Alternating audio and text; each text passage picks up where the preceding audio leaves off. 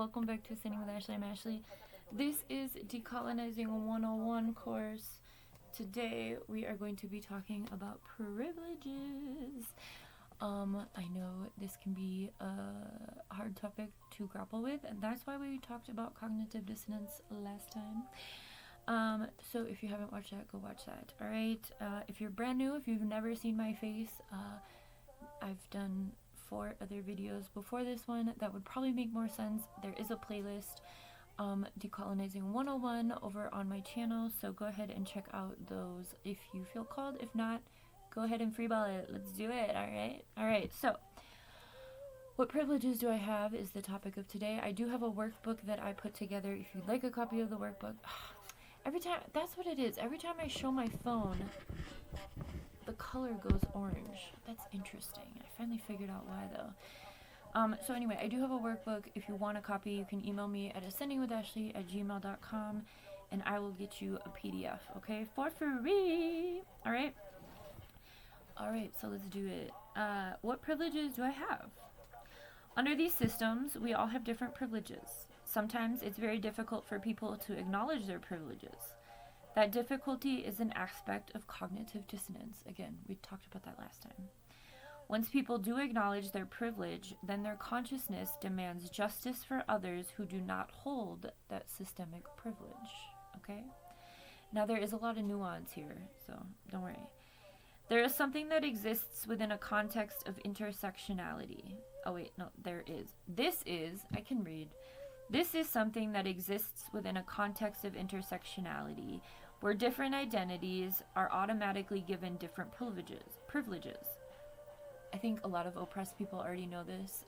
Obviously, I'm kind of talking to, people who do hold more privilege, but we all do hold privilege in these modern systems. Okay, it's like a sliding scale. I'm getting like a DJ board where you like control stuff. So like one person has like their control all the way up and some person has their, that's kind of how our privileges work, okay, within the context of this society. Okay, anyway, so a white woman, example is, a white woman has more systemic privilege when it comes to race, but under the patriarch, she is also oppressed by misogyny and other patriarchal ways, okay? Also, classism, ableism, gender identity, sexuality, religious affiliations, all of those things that we talk about when we talk about the hierarchy. I pulled the hierarchy out last week. I'm not going to do it this week because it's in the kitchen and I don't feel like it. I have posted the hierarchy. Actually, I have a mini version of the hierarchy over here. So these are all the defining factors that keep us separated that I just listed. Okay, I don't need to do that again. Then we have the police, who are the bootlickers, right? They keep us all in line in our own little order. And then we have the elite, right? There's way more to it. Should I go get the big copy? Let me go get the big copy. It's necessity. Hang on, a BRB. Hello, Lola. I need my poster.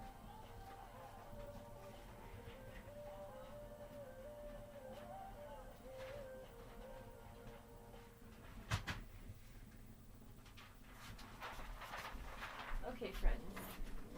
I got the larger copy. Alright, so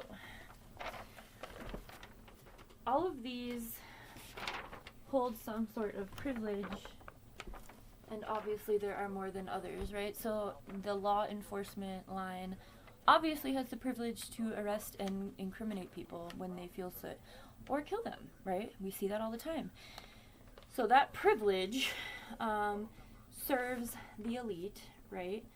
And it keeps us in our spots, right? I'm going to hold this up close. You can take a screenshot. It is not all inclusive. Sorry, friends. I don't like, it's just large. God damn it, the commercials. Anyway, so we talked about white woman.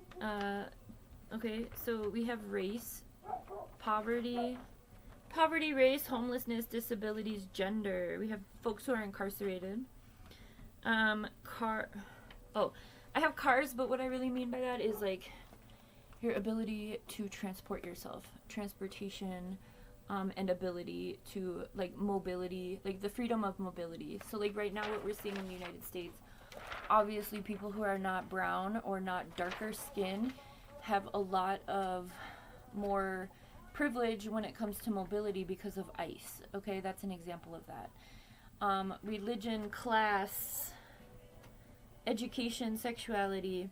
Then we have like teachers, medical, churches, public sector. So these are other people who kind of do a little bit of lower grade policing just to keep everybody in order. And then we have all these other professions.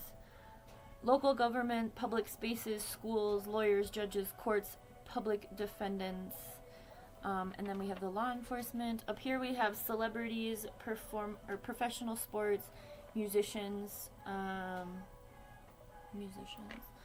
right? People who keep all of us distracted and separated, right? Because we all have our own different tastes. So not everybody listens to the same thing. Not everybody watches the same thing. That's why the internet is kind of dangerous, because we can cater it to our own wants and needs. And that in itself, access to internet, is also a privilege, right? So I don't think I feel like really need to go more into this. But what we do need to understand is that intersectionality. So something I said last week is, you know, some of us exist in a lot of these different sectors. Maybe you are a black person, but you're a cop, right? So you hold a certain amount of systemic privilege because of your job, but within that job, you are oppressed because policing started as a slave-catching activity, okay? So there's still that layer of oppression even within a privilege. So I think that's the thing that I am trying to really get us to think about.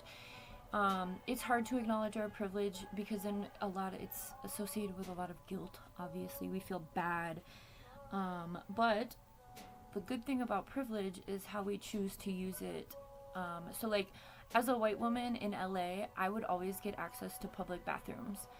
I used that access to public bathrooms and helped other people get that access. That's a good example of a way that you can utilize privilege. So think about the privileges that you have when we think about the system, right? Think about where you are and how you're affected. I mean, it's not just about acknowledging your privilege and being like, that's awesome, let me get away with this and this and this. No.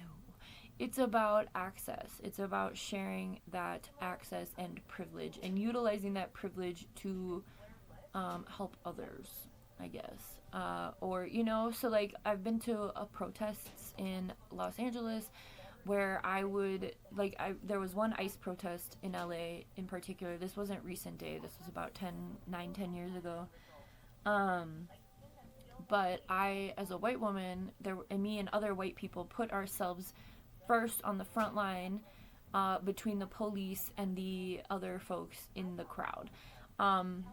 So there's examples of how you can utilize your privilege to support the collective liberation, right? So think about it.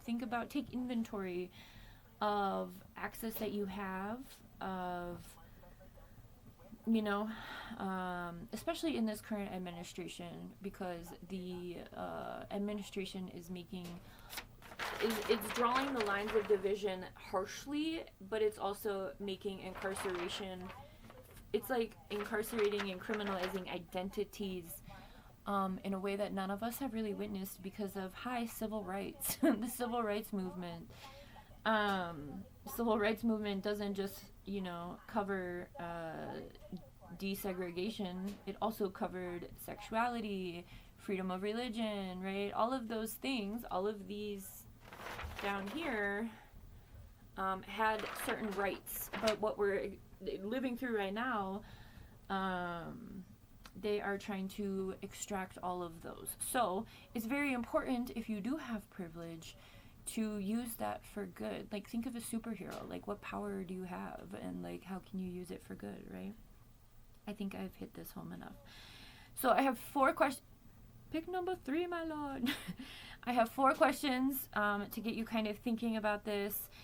don't let yourself get, like, don't feel guilty, get pissed. Like, allow yourself to, if guilt arises for you while you're taking inventory of your privilege, you know, no one's expecting you to, you know, go backwards 20 years and be like, there was this one time that I didn't leave the bathroom unlocked and I was a big dick. Okay, well, take accountability for that and don't do it again, right? I think we've all, you know, decolonizing is this process because we've all been encouraged to police each other, right? I mean, systemically, that's what we've been encouraged to do. There's rewards for that, right? Like the ICE agents right now, I made a video about the distribution of wealth. I think it was the collective coffee, I don't know.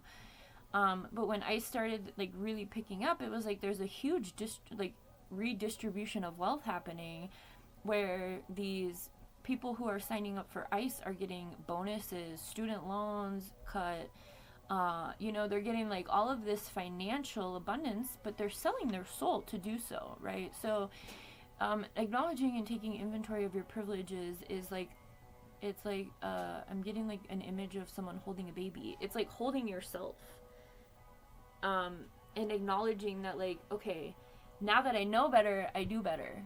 That's it, right? You don't have to feel bad. You don't have to like go balls to the wall, you know, but just acknowledge, right? Okay, so these are the questions to help you get there.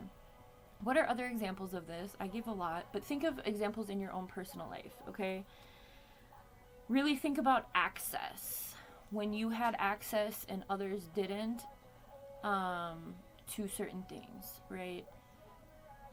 What aspects of your identity hold privilege? What aspects of your identity are oppressed? It's very important as well. And how do you navigate that? How do you find balance within your oppressed parts and your privileged parts? What does that look like? It's going to look different for everybody because, again, we all have a different makeup of what this looks like for each of us, right? So, like, I am a previously incarcerated person who holds a master's degree, okay? So that's a pretty large spectrum of oppression and privilege, right? So how do I navigate that? And at one point I felt really guilty when I was getting my master's, and when I got incarcerated I was also a fucking little bitch. I was like, I don't need to be here, right? Because my privilege had gotten me to that point, and my incarceration was really like this swift kick in the ass that I needed to start my own awakening. And I realized how gross my attitude and behavior were. I was very much othering myself. And I have, you know, so I think a lot of us do that again because the society breeds that. So think about those things. Think about the ways that you are oppressed, and think about the ways, you know, maybe, I think I've given enough examples. You know your own identity.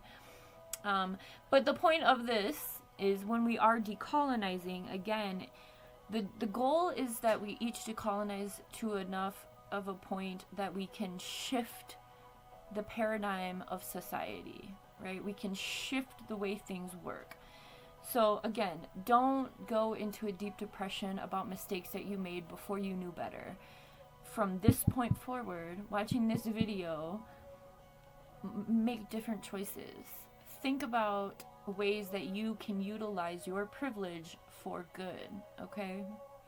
I hope this helped. Have a good one.